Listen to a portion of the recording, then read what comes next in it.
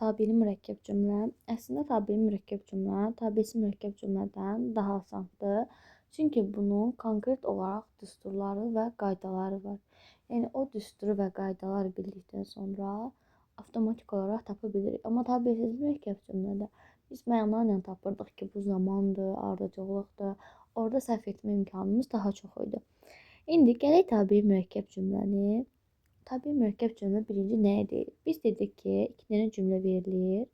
Əgər bu cümlə buna tabi olmurdusa, istədiyimiz vaxt bu cümləni yarıda dayandırıb, bu hissəni, vergülün bu hissəsini silib, nöqtə qoysaydıq, cümlə bitərdi və o biri cümləyə heç ehtiyac qalmırdı. Yəni cümlələr bir-birindən asılı olmurdu tabesi mürəkkəb cümlədə.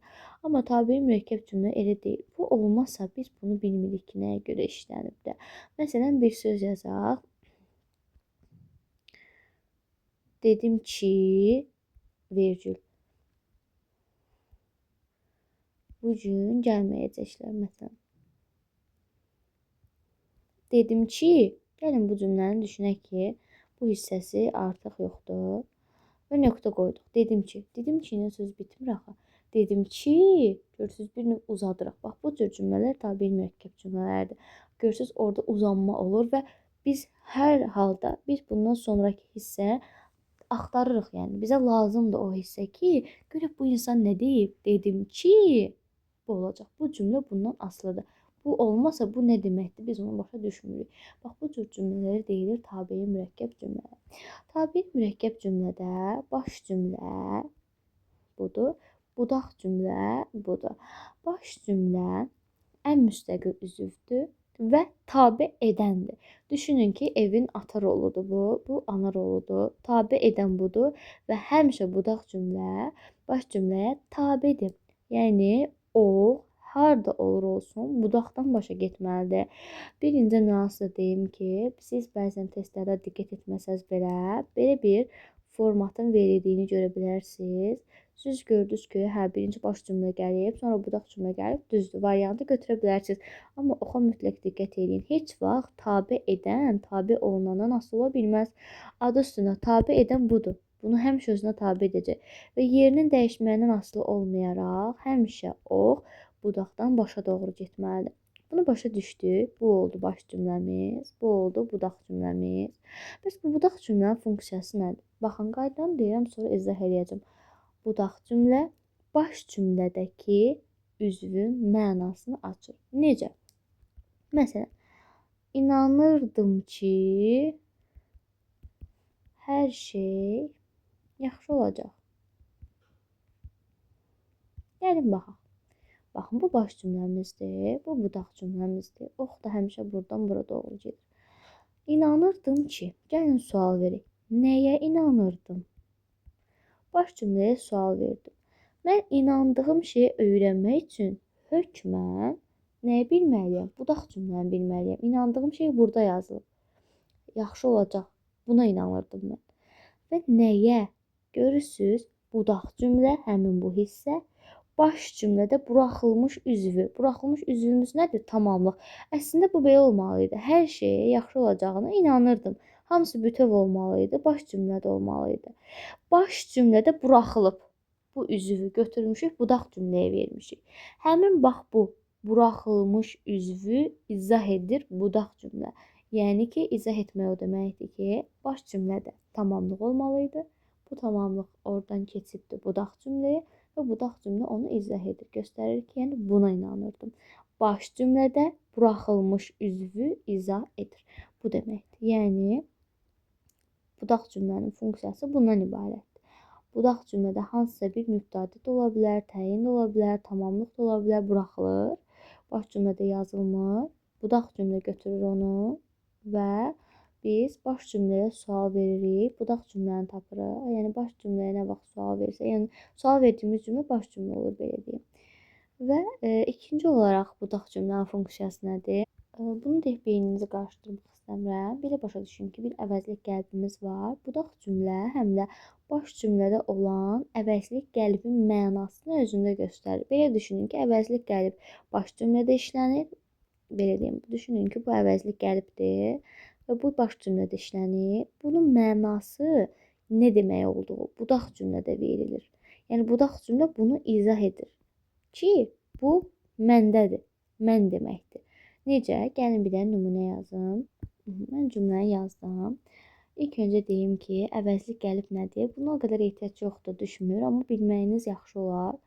Əvəzlik gəlib o deməkdir ki, bu işarə əvəzlikləridir və çox vaxt bu işarə əvəzliklər xəbəri şəkildə işlənir. O, bu, elə, odur, budur, elədir, belədir, elələri, belələri və s. Bu formada işlənir. İşarə əvəzlikləridir. Məsələn, istəyim budur. Bu baş cümləmizdir. Bu budaq cümləmizdir. İstəyim budur. İstəyim nədir? Bunun mənası hardadır? Mənim istəyim budur. Budur. Bu deyəndə nəyə nəzərdə tuturam? Mənə kömək etməyiniz.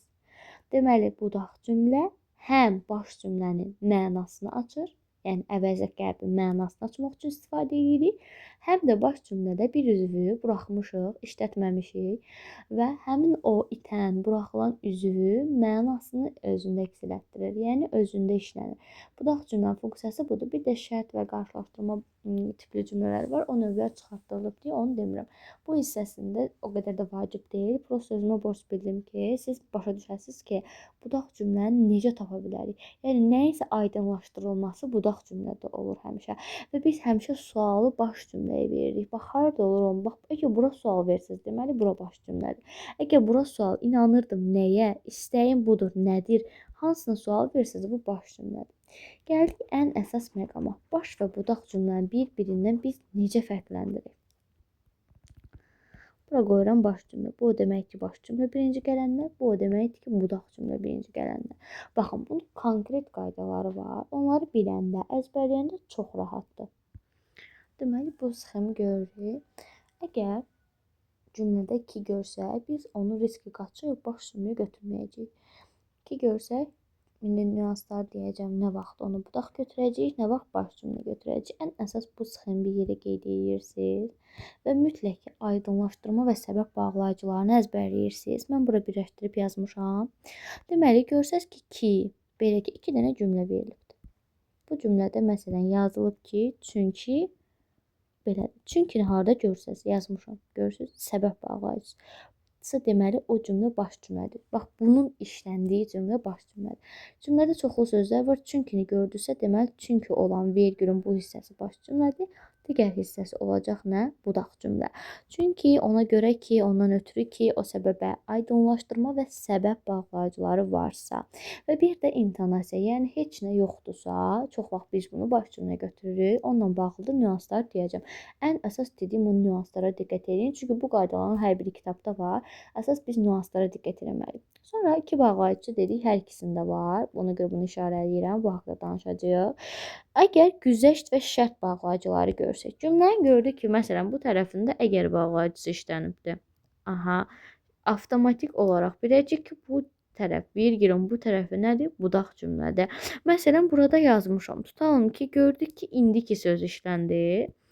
Məsələn, ikinci tərəfdə işlənib indiki. Burada da çoxlu sözlərimiz var, yazılıb. Deməli, bunu gördüksə nə biləcəyik? Budaq cümlədir, deməli, buradakı baş cümləymiş.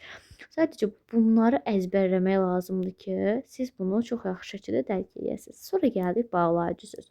Nədir bağlayıcı söz? Bağlayıcı söz sual əvəzlikləridir. Qabağına yazıram, sual əvəzlikləri bağlayıcı sözdür. Sual əvəzlikləri hansılardır? Məsələn, kim, nə, hara, necə, harada, neçənci və s. Və bunlar cümlədə sual məqsədilə işlənmir. Məsələn, kim çox danışır, ona cəza veriləcək. Görürsünüz, sual vermir, kim çox danışır, demir. Deyir, kim çox danışır, ona cəza veriləcək. Yəni, bunlar çox vaxt sual məqsədilə işlənmir. Bunlara deyirik bağlayıcı söz. Yadımıza salaq ki, bu bağlayıcı ilə bağlayıcı sözü qarışdırmır. Bir kəlmə olaraq bağlayıcı söz deyəndə sual əvəzləri yadımıza düşür. İndi gəldik nüanslardan birincisine. Nüans birimiz ondan ibarətdir ki, baxın, kim, nə, hara və s. Bunların bağlayıcı söz olduğunu hamı bilir. Dim də bilir ki, bütün uşaqlar bilir.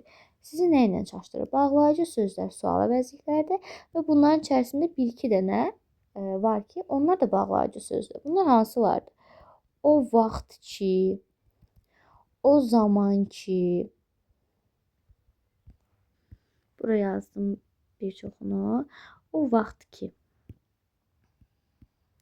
o vaxt ki, o zaman ki, o yerə ki, hər kəs, hər kim, hər nə. Bunları bir yerə qeyd edirik. Hər kim ki, bunları da görsək, biz bunları bağlayıcı söz götürürük və cümlədə bağlayıcı söz görsək, bunu nə götürəcəyik? Biz budaq cümlə götürəcəyik. Məsələn, kim çox danışır, o cəza alacaq. Görürsüz, kim nədir burada? Sual məqsədini işləməyib, amma sual əvəzli idi fakt olaraq. Deməli, bu cümlə budaq cümlədir, bu cümləmiz baş cümlədir. Bunu yadda saxlayaq. Gəlin bura qədər bir dəfə gedək. Deməli, cümlədə hərçənd ki, indiki, bir halda ki, çünki bu sözləri görsək, biləcək ki, həmin onun işləndiyi cümlə budaq cümləsidir, digəri baş cümlədir. Əgər bağlayıcı söz görsək, kim, nə, hara və yaxud da hər nə zaman, hər kəs, daha doğrusu o zaman, o yer ki, o zaman ki, bunları görsək, bunu nə götürəcəyik? O zaman sözünü yox, o zaman kini götürəcəyik. Yanında ki olanları. Bax, bunu götürəcəyik, yenə də budaq cümlə götürəcəyik. Sonra, əgər cümlədə bu vergülün yanında gördük ki, sazə işlənir. Məsələn, əgər gəlsə mənə xəbər edərsən. Gördünüz, burada sahəsini gördük. Deməli, bu elə budaq cümlədir. Sahisə üstə gələk belə. Məsələn, əgər oxusa belə, onu dərsə buraxmır. Gördünüz, oxusa belə vergülün əvvəlində işlənir. Yenə də budaq cümlədir. Sa üstə gələk da olsa. Oxusa da, məsələn, dərsə gəlməsin. Sa və da işlənib, yenə də budaq cümlədir. Bunun da olacaq baş cümlə. Hər ehtimalda budaq cümlə olacaqdır. Və bir də m-ümumi ədatı yenə də vergülün əvvəlində m-ümumi ədatı görsək, biləcəyik ki, bu nədir? Budaq cümlədir. Bunları işarələyirəm. Bunlarla bağlı nüanslarımız var. Bunları deyəcəyik indi. Bura qədər başa düşdük. Əgər cümlədə nə görsək ki, belə ki, çünki, nə bilim, o səbəbə ki, ondan ötürü ki, aydınlaşdırma və səbəb bağlayıcını çox qəşəng, yaxşı oxuyuruq. Güzəşt və şərt bağlayıcını çox qəşəng oxuyuruq ki, bu nüanslara diqqət edək. Nüans birimizi dedik. İndi keçək nüans 2. Biz necə bilək ki, bu ki gələn budaq cümlədir, yoxsa baş cümlədir? Ən sonunda bunlarla bağlı nümunələrə baxacağıq. Onda daha yaxşı öyrənəcəksiniz. İndi biraz qarışdıra bilərsiniz. Aha. Deməli, buradan aşağıya baxırıq. Ki bağlayıcısı. Nə zaman biləcəyik ki, bu budaqdır, yoxsa başdır? Baxın. Dimit tələsi uşaqlar üçün qurduğu ən gözəl tələ budur. İmtahanlarda saldığı test toxusunu yardan çoxsa ki ilə bağlıdır. Çünki qalanların hamı bilir. Əsas biz çaşılacaq yerlərə baxırıq. Əgər bu ki olan cümlənin istənilən yerinə, yəni ki olan həmin bu cümlə, bax məsələn, bundadır ki, bunu deyirəm. Ya əvvəlinə, ya bu cümlədən sonra nə artırsaq, təzəcə, yenicə, indicə sözlərini artırsaq, biləcək ki, budaq cümlə gəlir. Baxın, mən inanıram ki, o qayıdacaq. Təzəcə mən inanıram, mən təzəcə inanıram. Belə cümlə həqiqətən uyğun deyil. Deməli, mən yenicə inanıram, artıra bilmirik. Deməli, bu baş cümlədir ki, bu budaq cümlədir. Çox vaxtda biz bunu sualla bilirik. Mən inanıram nəyə?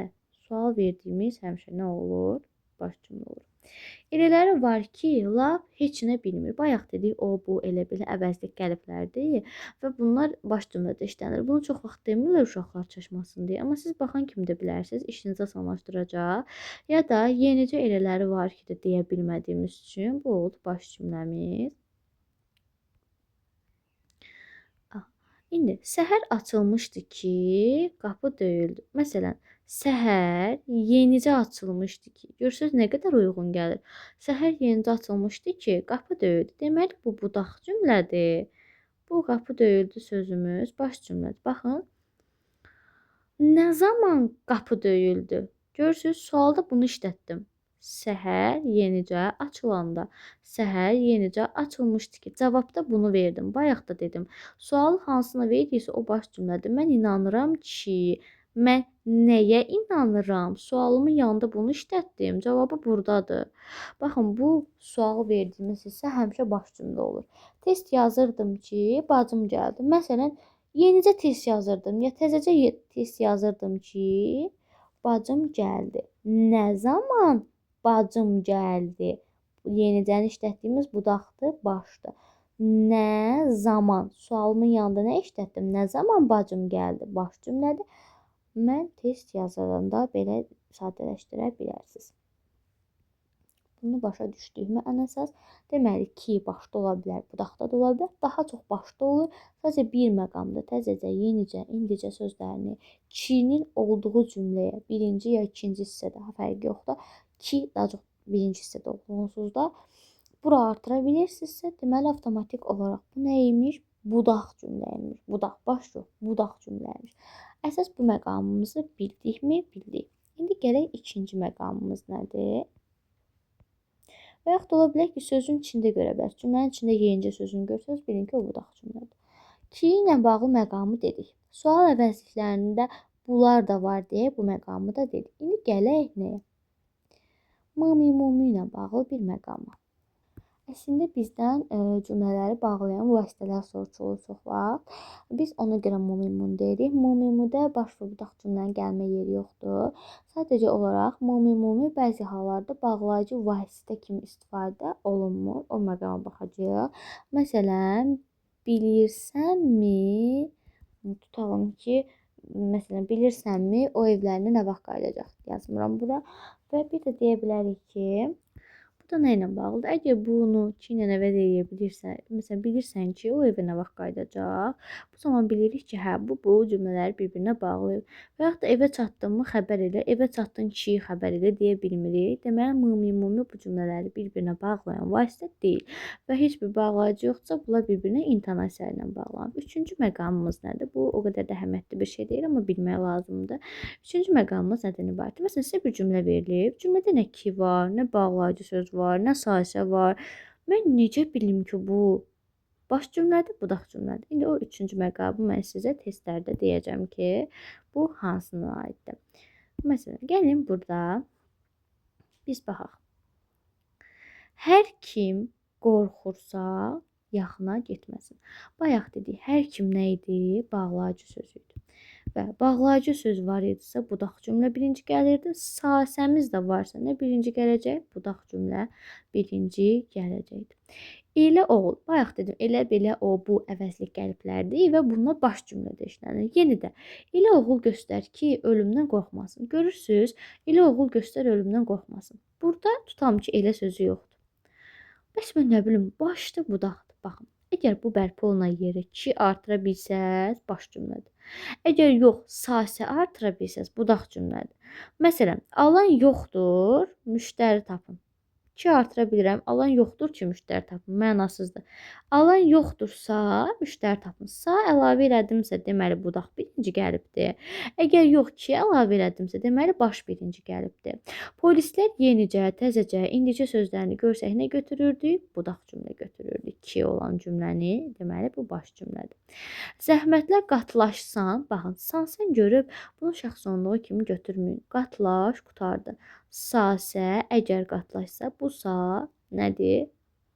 Sasədir də, yəni şərt çəkilir. Və n burada artıq şəxs sonluqdur. Sasə işlənibsə, budaq cümlə gəlibdir. Bir halda ki, indiki, bir halda ki, bu səbəb bağlayıcısıdır. Səbəb olanda nə gəlirdi? Budaq cümlə gəlirdi. O dərsə gəlmişdi, çünki nə idi? Bir haldakı şərt, çünki səbəb bağlayıcısıdır. Səbəb bağlayıcısı da baş cümlədə olur. Deməli, bu cümlə baş cümlədir. Alan yoxdursa bunu dedik. Ona görə bilmə, sasə üstə gərək dadə varsa, budaq cümlə birinci gəlir.